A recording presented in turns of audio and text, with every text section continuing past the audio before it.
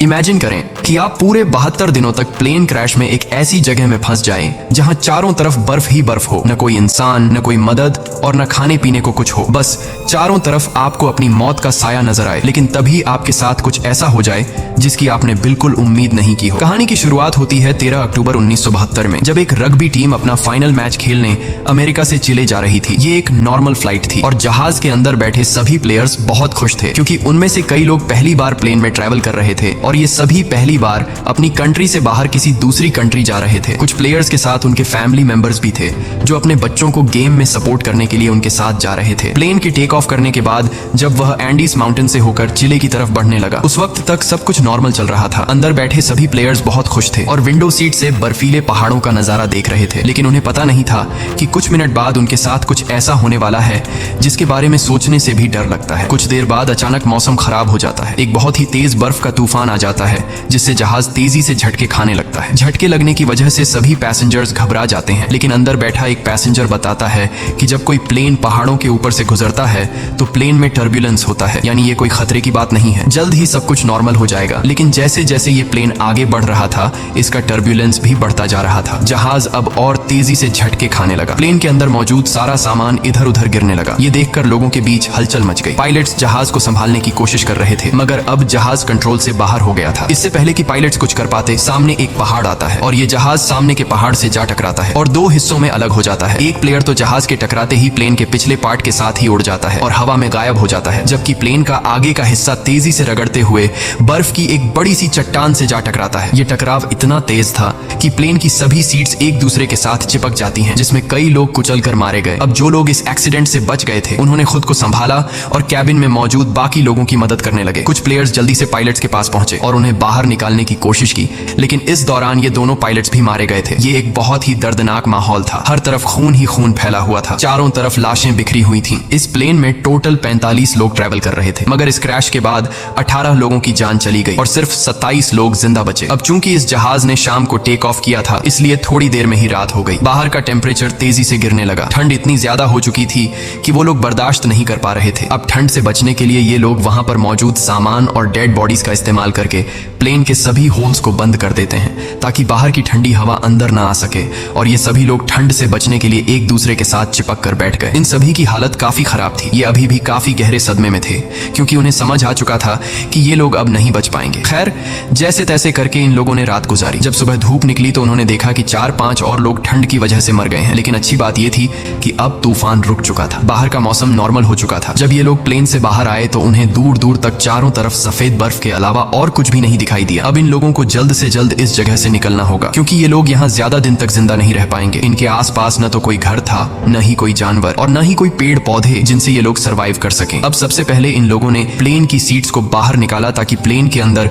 सभी के सोने की जगह बन सके। उसके बाद उन्होंने घायल लोगों को धूप में लिटाया ताकि उनकी बॉडी गर्म हो सके, और ये लोग पानी पीने के लिए बर्फ को पिघलाकर एक एक बूंद करके पानी जमा करने लगे। उसके बाद उन्होंने सभी लोगों का सामान इकट्ठा किया। कोई काम की चीज मिलने पर उसे एक अलग सूटकेस में रखते गए। अब जो लोग इस एक्सीडेंट में मारे गए थे, उनकी बॉडीज को कुछ लोग प्लेन से दूर लाते हैं और उन्हें बर्फ से ढक देते हैं ताकि उन्हें सड़ने से बचाया जा सके। और जब यहाँ मदद पहुंचे तो ये लोग उन डेड बॉडीज को अपने साथ ले जा सके। जब चीजें थोड़ी सुलझ गईं, तो इन लोगों ने सुकून की सांस ली। इन सभी को बहुत ज्यादा भूख लगी हुई थी। अब बचे हुए खाने में से एक एक टुकड़ा सब में बांटा गया। वैसे तो खाने का ये एक टुकड़ा बहुत ही कम था, पर जिंदा रहने के लिए इतना काफी था। हालांकि सब जानते थे कि यह खाना उन्हें तब तक चलाना होगा जब तक उनके पास कोई मदद न पहुंचे। सबको लगा कि अब तक गवर्नमेंट को पता चल चुका होगा कि उनका प्लेन क्रैश हो चुका है और जल्द ही इन लोगों को रेस्क्यू कर दिया जाएगा। इसीलिए वे सब एक साथ बैठकर मदद का इंतजार करने लगे। असल में जिस जगह उनका प्लेन क्रैश हुआ था, वह दरअसल एक वैली थी जिसके चारों तरफ ऊंचे पहाड़ थे, जिस वजह से यहाँ से निकलना इतना आसान नहीं था।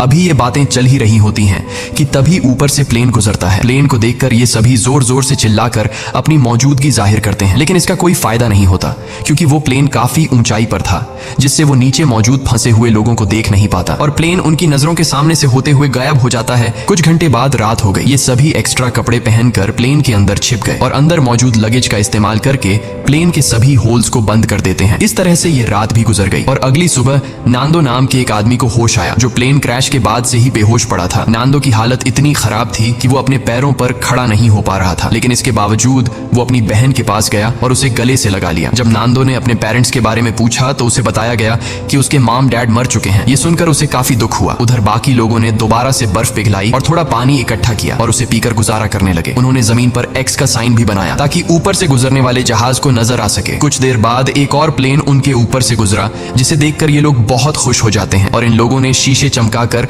उसका ध्यान खुद की तरफ खींचने की कोशिश की, लेकिन ये प्लेन भी उन्हें इग्नोर करके चला गया। ये लोग खुश थे क्योंकि उन्हें लग रहा था कि शायद उस प्लेन ने हमें देख लिया है और अब बहुत जल्द उनके पास मदद पहुंच जाएगी। लेकिन इस तरह से एक रात और गुजर गई पर कोई उन्हें बचाने नहीं आया। अब उन्हें समझ आ जाता है कि यहाँ हमें कोई भी बचाने नहीं आएगा, इसलिए ये लोग सोचते हैं कि हम सब इस बंद इलाके में अपनी जान कैसे बचा सकते हैं। तभी उन्हें ख्याल आया कि प्लेन के पिछले हिस्से में कुछ बैटरीज पड़ी थीं और अगर हम इन बैटरीज को यहाँ ले आए तो बैटरी की मदद से हम प्लेन के रेडियो को चला सकते हैं और बाहर की दुनिया से कांटेक्ट कर पाएंगे। अब सभी को ये आइडिया पसंद तो आया, लेकिन इस काम को अंजाम देना इतना आसान नहीं था जैसा वो सोच रहे थे, क्योंकि जहाज का पिछला हिस्सा जो क्रैश के दौरान टूटकर अलग हो गया था, पता नहीं वो हिस्सा अब कहाँ होगा। खैर उन्होंने प्लेन के पिछले हिस्से को ढूंढने का फैसला किया। इसके बाद उन्होंने लेदर और कांच का इस्तेमाल करके कुछ गॉगल्स बनाए ताकि ये गॉगल्स तेज बर्फीले तूफान में उनकी आंखों का प्रोटेक्शन कर सके। और ग्रुप के 4 लोग उन बैटरीज को लाने चले गए, लेकिन थोड़ी दूर जाने के बाद जब उन्होंने पीछे मुड़कर देखा तो उन्हें उनका जहाज कहीं भी दिखाई नहीं दिया और अब उन्हें एहसास हुआ कि इतने सारे बर्फ के बीच किसी को भी उनका प्लेन नहीं दिखेगा और शायद इसीलिए अभी तक कोई उन्हें बचाने नहीं आया। अब ये लोग आगे बढ़ने की कोशिश करते हैं कि तभी वहां मौजूद बर्फ खिसकने लगी। ये देखकर ये लोग डर जाते हैं और वापस अपने जहाज की तरफ आ जाते हैं। इस तरह से इन लोगों को यहाँ फंसे हुए 6 दिन गुजर जाते हैं और 1 हफ्ते बाद प्लेन में मौजूद सारा खाना खत्म हो गया। अब ये इलाका बर्फ से ढका हुआ था और आसपास न तो कोई जानवर था और न ही कोई पेड़ पौधे, इसीलिए अब उन्हें अपना पेट भरने के लिए कुछ न कुछ तो करना होगा। खाने के लिए कुछ भी न मिलने पर वो लोग पत्थरों पर जमी हुई मॉस खाने लगे जिसका टेस्ट बहुत ही गंदा था, पर मजबूरी में उन्हें खाना पड़ा। यहाँ नांदो ने कहा कि अगर उसे मरे हुए लोगों की बॉडीज भी खानी पड़े तो वो खुद को जिंदा रखने के लिए ये भी करेगा। ये सुनकर सभी लोग सोच में पड़ गए। जल्द ही इन सभी के बीच बहस होने लगी कि उन्हें मरे हुए लोगों को खा लेना चाहिए या फिर भूख से मर जाना चाहिए। कुछ लोगों का कहना था कि ऐसा करना ठीक नहीं, ऐसा करने पर हमें ऊपर वाला माफ नहीं करेगा। जिसके बाद उन्होंने अपने पेट पर पत्थर रखकर गुजारा किया। ऐसे ही वक्त गुजरता गया और वक्त के साथ साथ उनकी भूख भी बढ़ती गई। हाल ये था कि ये सभी अपने जूतों की लेस और सिगरेट तक खाने पर मजबूर हो गए, लेकिन कई दिनों से भूखे रहने के बाद उन चीजों से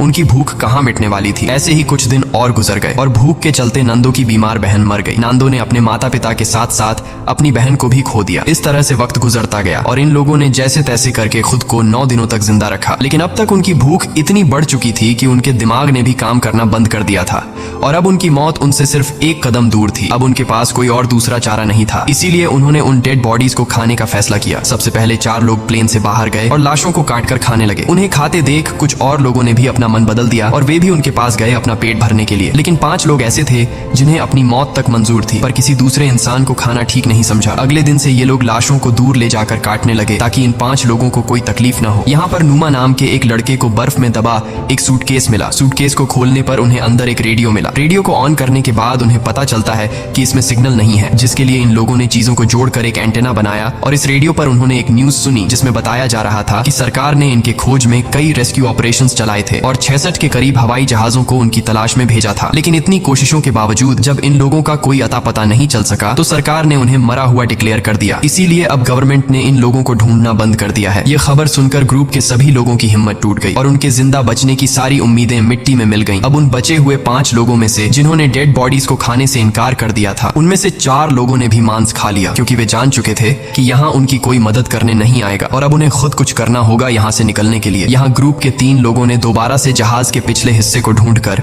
उसमें लगी बैटरीज को लाने का फैसला किया ताकि वे उसका इस्तेमाल करके बाहरी दुनिया से कांटेक्ट बना सकें और उन्हें बता सके कि हम अभी भी जिंदा हैं। इसके बाद 3 लोग प्लेन के पिछले हिस्से को ढूंढने निकल पड़े और कई घंटों तक चलने के बाद उन्हें प्लेन के कुछ टुकड़े मिले जिन्हें ये लोग उठा लेते हैं और साथ ही उस खिलाड़ी की लाश भी मिली जो क्रैश के वक्त उनसे बिछड़ गया था। उन्होंने उसकी लाश को दफना दिया और अपना सफर जारी रखा क्योंकि अब उन्हें भी अंदाजा हो चुका था कि प्लेन का पिछला हिस्सा यहाँ आसपास ही होगा। घंटों की चढ़ाई के बाद ये सभी काफी थक चुके थे और इन बर्फीली हवाओं के चलते उनका सांस लेना भी मुश्किल हो रहा था। जल्द ही रात हो गई और इन लोगों ने एक चट्टान की आड़ में छिपकर रात गुजारने का फैसला किया। अगली सुबह जब उनकी आंख खुली तो ये सभी बर्फ से ढके हुए थे और इन तीनों की हालत काफी खराब थी। ठंड इतनी ज्यादा थी कि उनमें से एक की तो आंखें तक जम चुकी थीं और बाकी दोनों अपने पैरों पर खड़े होने लायक भी नहीं थे। अब उनमें आगे बढ़ने की ताकत तो बिल्कुल नहीं थी, इसीलिए ये सभी प्लेन के बाहर की लोहे की शील्ड पर बैठकर पहाड़ से नीचे उतर आए। इन लोगों को खाली हाथ देखकर पूरे ग्रुप में उदासी छा गई और उस आखिरी बचे आदमी ने भी इंसानी मांस खा लिया और अपनी किस्मत को कोसता हुआ सो गया। ऐसे ही दिन गुजरते गए और इन लोगों ने जैसे तैसे करके खुद को 17 दिनों तक जिंदा रखा। लेकिन यहाँ बुरी बात ये थी कि पिछले 5 दिनों से बाहर का मौसम काफी खराब था। तूफान से बचने के लिए सभी प्लेन के अंदर बैठे होते हैं कि तभी एक बड़ा तूफान आता है और प्लेन को अंदर बर्फ से भर देता है। अंदर मौजूद कई लोग बर्फ के नीचे दब जाते हैं। अब जो लोग ऊपर रह गए थे वो इस हादसे से काफी घबरा गए, लेकिन फिर उन्होंने हिम्मत दिखाते हुए बर्फ को खोदकर अंदर दबे लोगों को बाहर निकाला। अब सभी लोग तो समय रहते बाहर आ गए, लेकिन एक लड़की बर्फ में काफी नीचे तक दब गई थी, जिसकी बर्फ में दम घुटने से मौत हो गई। ये लोग बहुत ज्यादा घबराए हुए थे और ये लोग इस हादसे से ठीक से संभल नहीं पाए थे कि तभी उन्हें बाहर से अजीब सी आवाजें सुनाई देने लगी। जब ये लोग बाहर की तरफ देखते हैं तो उन्हें पता चलता है कि एक और तेज तूफान उनकी तरफ आ रहा है, जो पहले से भी ज्यादा तेज है। एक और तूफान आता है और ये सभी दोबारा से बर्फ में दब जाते हैं। ये तूफान इतना तेज था कि पूरा का पूरा जहाज बर्फ से भर गया। कुछ लोगों की तो मौके पर ही मौत हो गई। अंदर फंसे लोगों के पास अब निकलने का कोई रास्ता नहीं था, जिसमें से एक साथी ने फटाफट जहाज की छत में एक छेद बनाया ताकि उन्हें ऑक्सीजन मिल सके